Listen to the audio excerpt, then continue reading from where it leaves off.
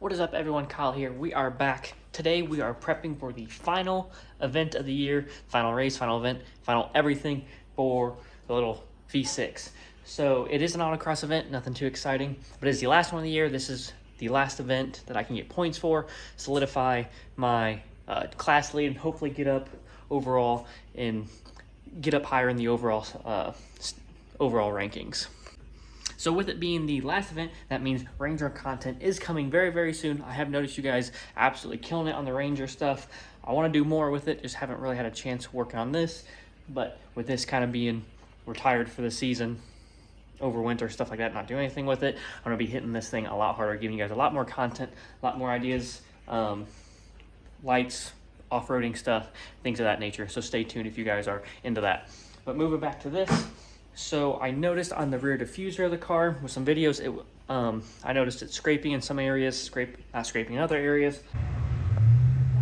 And I noticed uneven wear on the bottom of the diffuser. Couldn't figure out why. So I went around just to make sure my suspension was right. I do have it on a flat surface right now. I noticed that each individual wheel is a different height. You guys can see it right there. Each one is just not even the same, not even close. Like, you know, if it was, you know, a 32nd or an 8th or shoot 16th off, good enough. It's just, you know, the ground's uneven, you know, something stupid like that. But no, these are half inches off, full inches off, absolutely unacceptable, and could be why the car turns better one way versus the other. So today I'm going to get the suspension fixed. You guys might have already noticed. I don't know, maybe you did, maybe you didn't. I took some rear wing out. It was all the way up at the max setting here. Kind of put it, you know, top third, top fourth. I might even take a little bit more out, but I'm not gonna do that until the event. I'm gonna get the suspension straightened out. I'm gonna give it more front splitter. If I'm still having some issues, or I'm still not really liking the way the car feels, I'll take some more wing out of the back, but for now, we're just gonna leave it here. So when it comes to the Petters suspension, adjusting ride height, super easy. It comes with the supplied wrenches. You know, just loosen it up, adjust it, and then set it, tighten it all back down. So, but we are going to get to it. We're going to start with the rear because it is by far the most off and is actually the easiest to do. So for those who don't know, I'm going to walk through how to set the suspension and then show you the before and after. Won't be able to see too much of a difference on these tires because obviously my race tires are there, but you know, at the event, hopefully we feel an actual difference in the car. The balance is a little bit better. So let's get the wheel off and get working on it. So like I said, when it comes to the rear, it is much easier because you don't do anything with this. It is all right here. So you just loosen these up, these spin in different directions, and you have all this adjustability this way and adjustability that way to give it more or less room, basically. So I want it to go down to take some away. If you want to make it right either, you're spin it so then it goes up. See if I can do this one-handed. As you can see, it's loose. So then what you do is you just spin that down roughly to where you want it to be. And then the top, you'll have to use this. And then you'll spin it down to follow. And that's how you lower the ride height. As you can see, there's a lot less room there. It's still loose, so obviously I can go down a little bit further. But there's more room up here now. That means the car will sit lower because this spring is going to sit the same distance no matter what. When it's under compression, you're just adjusting how close it is to the car.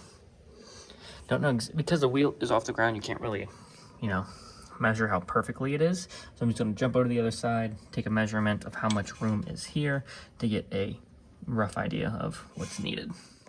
Now, I am taking about ½ inch out the other side, so it's a good start to, as long as I'm at where the other car is lower, it'll be pretty close to where it needs to be, and I can adjust it further from there.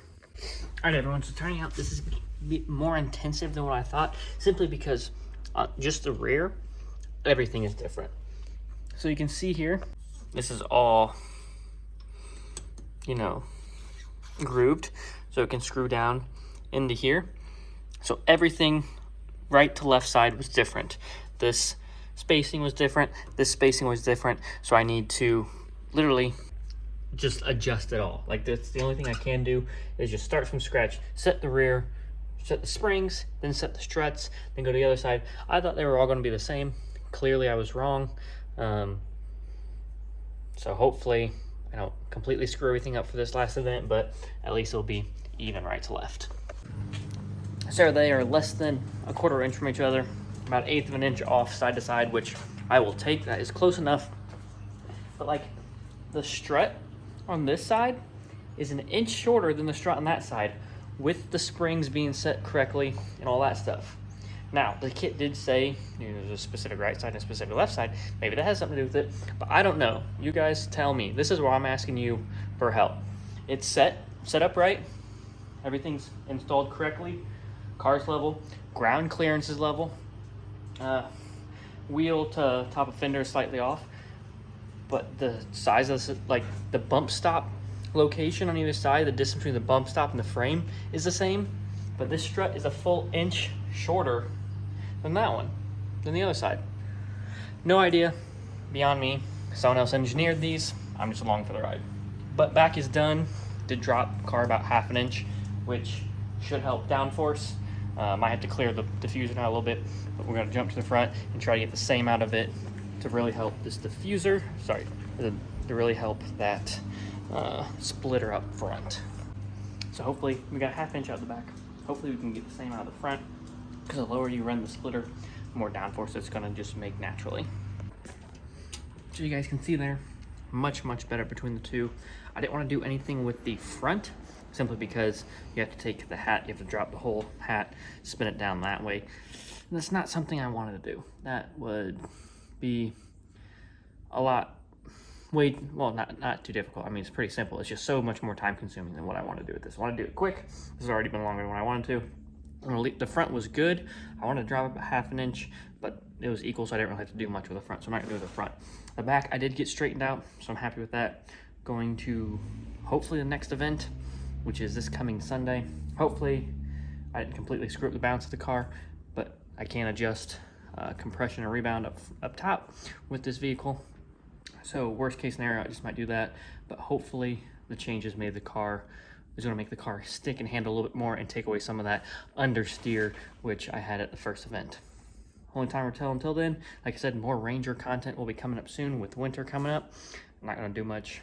Obviously can't with basically slick tires, can't do anything with the front, or can't do anything with the blue car over the winter with slick tires. So I move to the Ranger. We'll just move from there. Until then, I'll see y'all soon.